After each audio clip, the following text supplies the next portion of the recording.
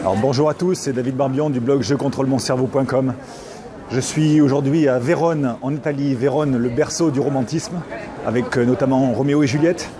Et j'en profite pour faire une vidéo sur une technique qui va vous permettre d'hacker le cerveau de votre partenaire pour le rendre amoureux ou amoureuse. Que ce soit un partenaire ultra récent, ou que ce soit un partenaire en devenir, ou que ce soit votre partenaire depuis 10 ou 20 ans. Et je partage cela avec vous maintenant.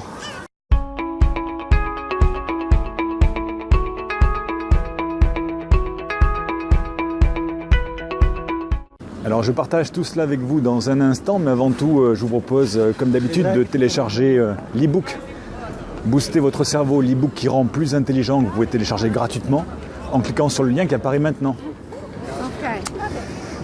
Et puis voilà, vous me voyez exceptionnellement avec un bonnet sur la tête parce qu'aujourd'hui à Vérone, on est au mois de janvier, il fait très froid, il doit faire 0, peut-être -1 ou -2 degrés. Et donc exceptionnellement, je mets un bonnet, voilà. Alors, la technique dont je vais vous parler aujourd'hui pour hacker le cerveau d'un partenaire potentiel ou de votre partenaire de vie pour le rendre amoureux ou amoureuse ou plus amoureux, s'appuie sur une étude scientifique dont les références sont sous cette vidéo. Alors pour les besoins de cette étude, on a utilisé 2 groupes d'hommes. Le premier groupe d'hommes, on les a fait passer sur un pont tout ce qu'il y a de plus normal, un pont qui était à 1 ou 2 mètres de hauteur, tout à fait sécure. Et à l'autre bout du pont, il y avait une jeune femme qui, sous le prétexte d'une étude marketing, leur posait quelques questions, remplir un questionnaire. Et à la suite du questionnaire, elle leur donnait son numéro de téléphone, sous prétexte qu'ils pouvaient les rappeler quelques jours plus tard pour parler de l'étude. Et puis on a pris un deuxième groupe d'hommes que là on leur a fait traverser un pont qui était beaucoup plus dangereux, puisque c'était un pont comme une passerelle à 10 ou 15 mètres de hauteur. Et derrière le pont, toujours cette jeune femme qui leur faisait remplir le même questionnaire marketing, et en leur donnant son numéro de téléphone et en leur demandant éventuellement de la rappeler dans une semaine.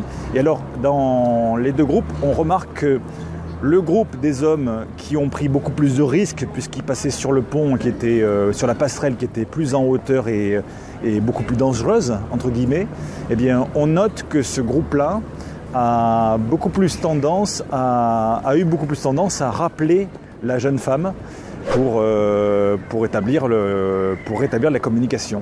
Alors, quelle était la conclusion de l'étude? C'est que lorsqu'on éprouve une émotion assez vive, comme par exemple le fait de traverser une passerelle comme ça à 10 ou 15 mètres de hauteur, lorsqu'on éprouve une émotion assez vive, ça trompe un peu notre cerveau, notre inconscient, qui a l'impression de revivre les mêmes émois que lorsqu'on est amoureux. Quand on est amoureux, on a le cœur qui bat, on a chaud aux joues, parfois ça nous fait des choses dans le ventre.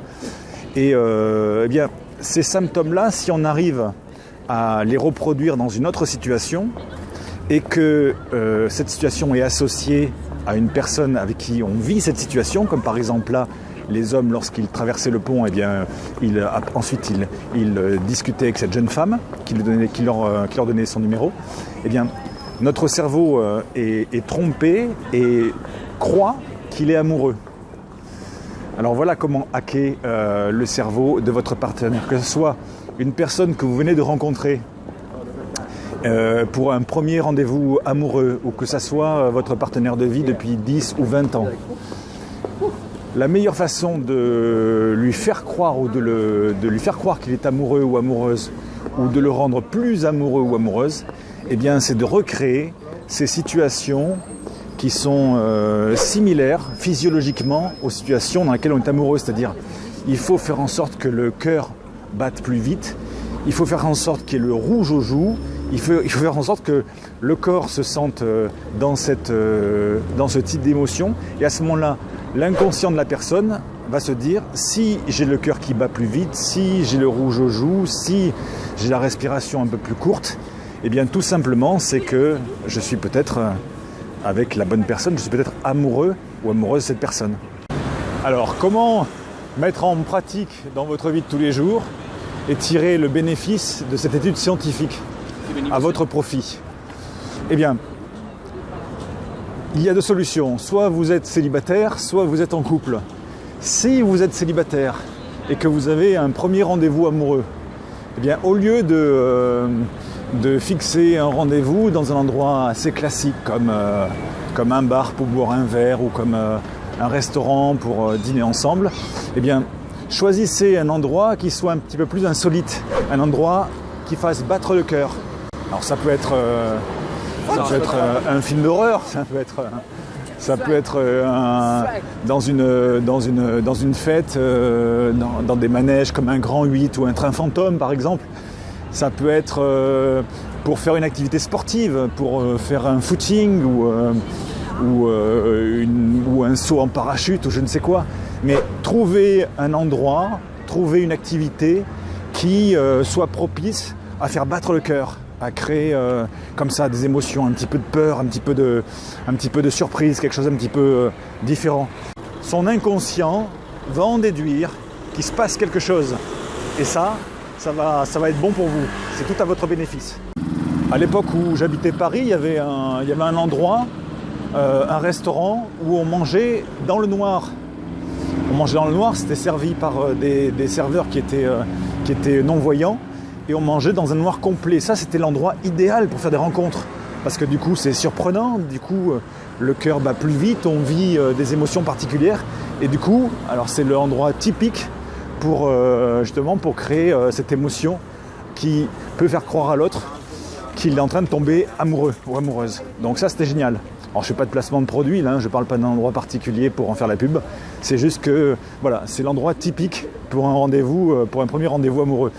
Et si vous êtes en couple avec votre partenaire depuis déjà 10 ans, 20 ans, c'est une relation de longue durée, eh bien, à ce moment-là, même chose, il faut que vous fassiez ensemble une activité qui fasse battre le cœur plus vite. Alors, l'idéal, c'est une activité sportive. Si vous faites un sport ensemble, si vous prenez ensemble des cours de tennis, des cours de golf, des cours de sport de combat, ce que vous voulez, ça fait battre le cœur plus vite, ça modifie la respiration, ça modifie les rythmes physiologiques du corps et du coup, ça va vous rapprocher. Parce que l'inconscient de votre partenaire va se dire j'ai le cœur qui bat plus vite, va se dire voilà, il se passe des choses qui ne vont pas être conscientisées bien sûr, hein, parce que quand je dis il va se dire, c'est que c'est pas conscientisé. Et par contre, il va vivre des choses dans son corps et du coup, eh bien, ces émotions vécues ensemble, ça va vous rapprocher, tout simplement. Voilà, écoutez, je pense qu'il faut le tester, hein, testez-le, essayez de trouver, si vous êtes célibataire, recherchez les points de rendez-vous qui sont un peu plus insolites pour vos prochains rendez-vous amoureux et testez comment ça fonctionne. Et si vous êtes en couple, eh bien, réfléchissez à une activité que vous pourriez faire ensemble et qui va vous rapprocher.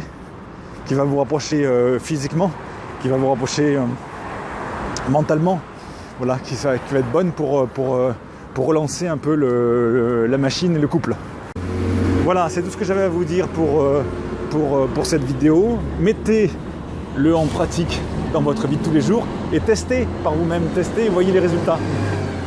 Si vous avez des commentaires à faire par rapport à cette technique particulière, mais n'hésitez pas à laisser les commentaires sous la vidéo maintenant.